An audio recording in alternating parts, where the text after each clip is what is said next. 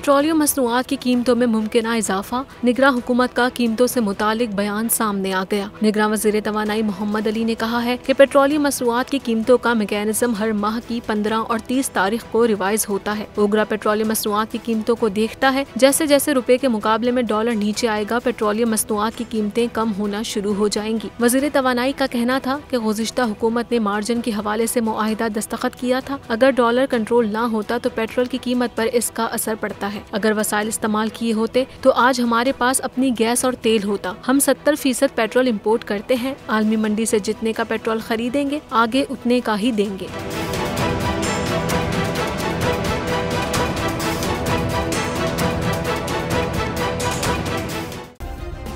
Subscribe करें और bell दबाएं ताकि कोई खबर रह न जाए।